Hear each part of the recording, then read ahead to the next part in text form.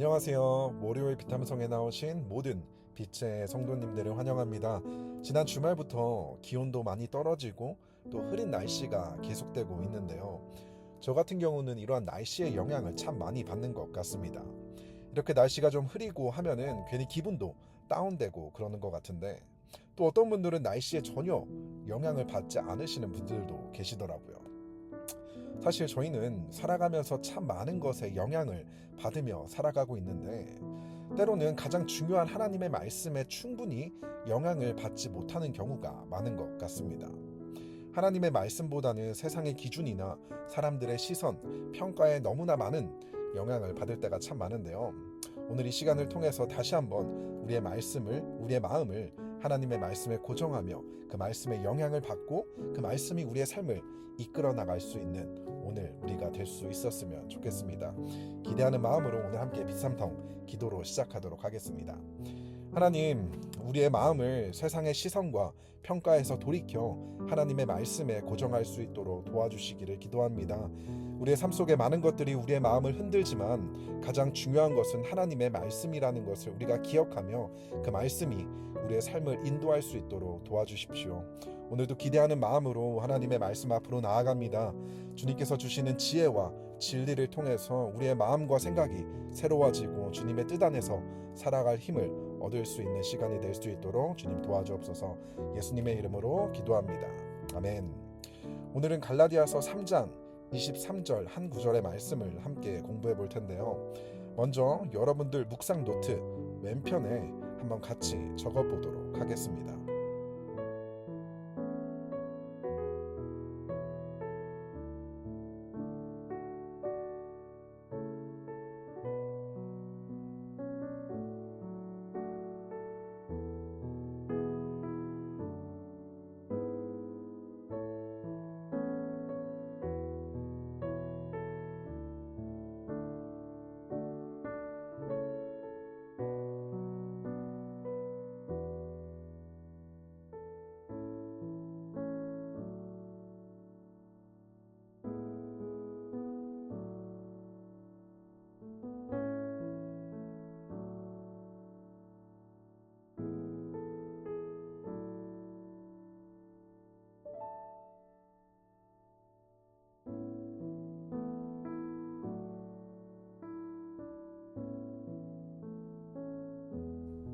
네, 다 적으신 분들은 여러분들의 방법으로 계속해서 묵상을 이어가 보도록 하겠습니다.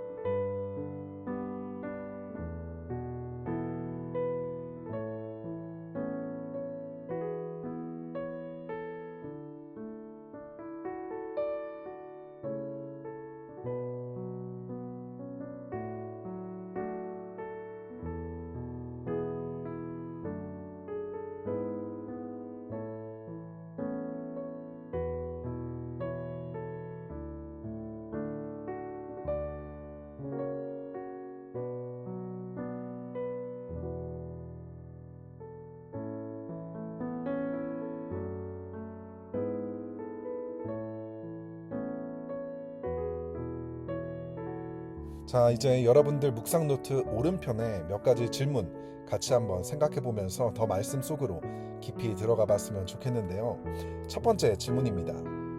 바울은 왜 율법을 감시자, 가두는 자로 표현을 했을까요? 내일 본문에서는 율법을 개인교사라고 표현하고 있는데요. 오늘 본문에서 율법을 감시자, 가두는 자로 표현한 이유가 무엇인지 한번 생각해보는 시간을 갖도록 하겠습니다.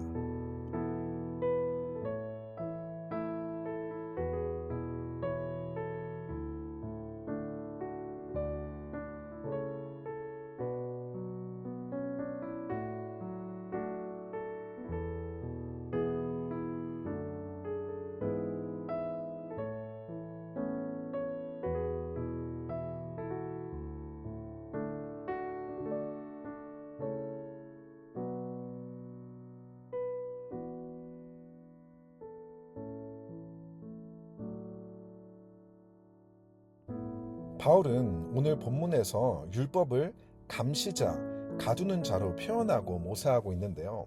이 두 단어를 들었을 때 가장 떠오르는 게 무엇이죠? 바로 감옥인데요. 율법이 마치 감옥의 간수 같고 동시에 인간을 감옥에 수감된 죄수로 표현을 하고 있는 것처럼 보이는데요. 왜 바울은 율법을 감옥의 간수 그리고 인간을 감옥에 갇힌 죄수로 표현했던 것일까요? 여기서 우리는 율법의 역할을 다시 한번 발견할 수가 있는데요. 가장 먼저 율법은 인간으로 하여금 자신이 죄인이라는 사실을 분명하게 인식시켜 준다는 것입니다.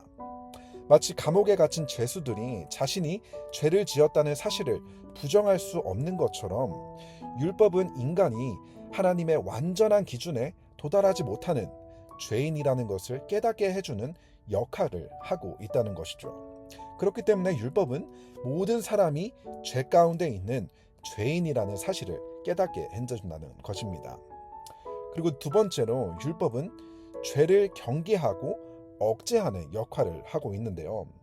감옥에 갇힌 죄수들은 감옥 안에서 절대 자유롭게 자신들의 마음대로 죄를 지을 수가 없죠. 그들은 늘 간수의 감시를 받으면서 감옥 밖에서 저질렀던 죄를 짓지 못하도록, 때로는 그 과정이 폭력적이라 할지라도 이러한 죄를 짓지 못하도록 억압받고 감시를 받게 된다는 것입니다. 마찬가지로 율법은 하나님의 백성들이 이방 사람들과 구별된 삶을 살 수 있도록 죄를 경계하며 반복적으로 죄를 억제하고 감시하는 역할을 한다는 것입니다. 물론 이것이 죄를 억제하고 경계하는 일시적인 방법이기는 하지만 그럼에도 율법이 이러한 역할을 하고 있다는 것입니다. 이처럼 율법은 그들이 죄인이라는 사실을 분명하게 깨닫게 해주고 동시에 일시적이지만 그들의 죄를 짓지 못하도록 억제하고 감시하는 역할을 한다는 것입니다. 하지만 이 율법은 결코 인간으로 하여금 죄로부터 참된 자유를 줄 수는 없는데요. 수감된 죄수들이 감옥 밖에서 벗어나기 위해서는 구원자, 믿음이 필요하다는 것입니다. 바로 예수 그리스도를 믿는 믿음을 통해서만 진정한 자유와 구원이 가능하다는 것을 율법을 통해서 깨달을 수 있게 되는 것입니다. 이처럼 율법은 인간이 자신의 죄와 연약함을 깨닫게 하고 일시적으로 죄를 억제하고 감시자 역할을 하게 되며 최종적으로는 예수 그리스도를 통한 구원을 갈망하게 만드는 아주 중요한 역할을 하고 있다는 것입니다. 그렇다면 이어서 두 번째 질문 함께 보면 좋을 것 같은데요. 두 번째 질문입니다. 예수님을 만나기 전 나의 삶에 감시자처럼 나를 감시하고 가두었던 것들은 무엇이 있나요? 질문의 이해를 돕기 위해서 몇 가지 예를 들게 되면 도덕적인 기준이나 주변 사람들의 시선, 이러한 것들을 의식하면서 사람들에게 좋은 평가를 받아야 한다는 이러한 생각들, 이런 것들이 이러한 예가 될 수가 있는데요. 한번 내가 예수님을 만나기 전 나의 삶의 감시자처럼 나를 감시하고 가두었던 것들은 무엇이 있는지 한번 생각해보고 적어보는 시간을 갖도록 하겠습니다.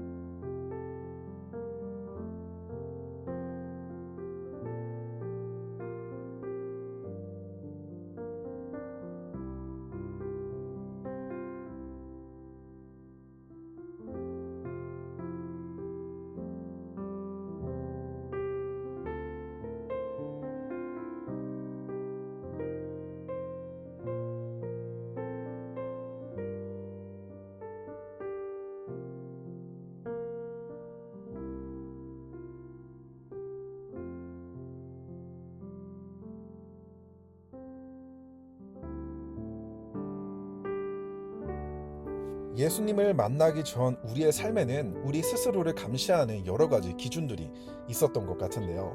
사회의 도덕적 기준이나 타인의 평가에 얽매여서 좋은 사람이 돼야 돼, 좋은 평가를 받아야 돼 라는 이러한 생각들이 우리의 삶을 지배할 때가 있다는 거예요. 이러한 기준에 미치지 못할 때 불안해지고 스스로를 탓하면서 마치 내 안에 감시자가 있는 것처럼 우리는 살아오게 되었다는 것입니다. 하지만 예수님을 만나고 난 이후에는 이러한 감시자에게서 우리는 자유로워질 수 있다는 것입니다. 이제는 더 이상 다른 사람들의 평가나 세상의 기준이 아니라 하나님의 사랑과 은혜 안에서 살아가는 삶을 누릴 수 있게 되었다는 것입니다. 예수님 안에서 이러한 자유는 더 이상 불안과 자책이 아니라 진정한 평안과 자유를 주는 은혜라는 것을 우리는 기억할 수가 있는 것입니다. 예수님을 믿는 믿음은 단순히 우리를 구원하는 것에 그치는 것이 아니라 우리의 삶에 진정한 자유와 기쁨을 준다는 것입니다. 그렇기 때문에 더 이상 율법이 더 이상 세상의 기준과 사람들의 평가가 아닌 예수 그리스도를 믿는 믿음을 통해 주신 그 놀라운 구원의 은혜가 우리의 삶을 이끄는 힘과 원동력이 될 수 있다는 것입니다. 오늘의 말씀을 잘 기억하면서 하나님께서 주신 이 구원의 은혜로 인하여서 우리에게 허락해 주신 하루하루의 일상을 기쁨과 감사, 이 자유를 누리면서 살아갈 수 있는 우리 모두가 될 수 있었으면 좋겠습니다. 제가 기도로 오늘 피탐성 마치도록 하겠습니다. 하나님 감사합니다. 예수님을 만나기 이전에는 세상의 기준과 타인의 평가에 얽매여서 불안하고 자책하며 살아왔지만 예수님을 통해 참된 자유와 평안을 누릴 수 있게 하여 주시니 감사를 드립니다. 예수님을 통해 주신 이 구원의 은혜가 우리의 삶을 이끄는 힘과 원동력이 되게 하여 주시고 주님께서 주신 이 자유 속에서 흔들림 없이 살아갈 수 있는 우리 모두가 될 수 있도록 주님 도와주옵소서. 감사를 드리며 예수님의 이름으로 기도했습니다. 아멘.